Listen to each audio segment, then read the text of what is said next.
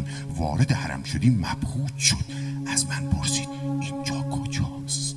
صحنه‌ها رو گذروندیم، من براش جورایی توضیح دادم تا رسیدیم به صحنه انقلاب. گفت آقا اینجا کجاست؟ گفتم اینجا حرم امام رضا امام مسلماناست. گفتش که چی شده؟ از دنیا رفته تازگی؟ گفتم 1400 سال پیش. میگفت پنجره فولاد رو نشون داد بهم، گفت چرا اینا با طناب خودشونو اینجا بستن؟ گفتم ما اعتقاد داریم اگه کسی دردی داشته باشه که درمونی براش پیدا نشه، گرهی به کارش بیفته که مردم از باز کردنش عاجز باشه، اینجا دخیل میبنده. این آقا کارشو راه میندازه. دیدم راهشو گرفت به سمت پنجره فولاد، کرباتشو از بین کتش در آورد، گره زد به یکی از حلقه‌ها. اومدم جلو بهش بگم آقا شما مسیحی هستید؟ یادم اومد اینجا خونه امام رضاست. به من چه ربطی داره؟ موبایلش و وسایلش دست من بود. دیدم موبایلش زنگ میزنه از خونه شونه، خانومشه. نزدیکش رفتم گفتم آقای مهندس دیدم حال خودشه، تلفنتون خانومتون. دیدم محل نکرد. میگفت یه نیم ساعتی گذشت. کرباتشو باز کرد به من گفتش که راه بیافتیم. گفتم آقای مهندس خانومتون چند بار پشت سر هم زنگ زده. گفت گوشی رو گرفت چاش به خانومش صحبت میکرد. دیدم عقب داره میره.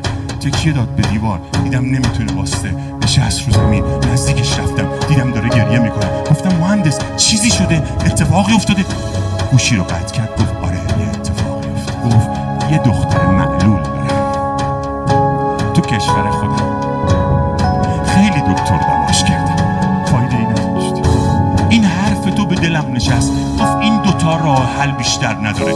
یا داره دروغ میگه من اومدم کارمو انجام بدم پولمو در میارم، یا راست میگه کارم راه میفته برمیگردم. خانوممه میگه کجایی؟ گفتم ایران برای کار اومدم. میدونی که نه کجای اون کشور هستی؟ گفتم مگه میشناسی یه شهری به نام مشهد؟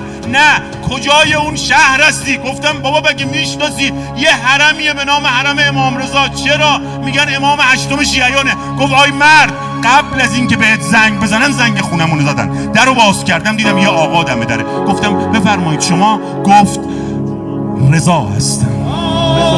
اومدم دخترتون رو ببینم. گفتم شوهرم سفره. این بچه رو ما خیلی دکتر دوا کردیم آقا فایده نداشته. گفت بذار منم یه بار ببینمش، شوهرت خیلی سفارش کرده.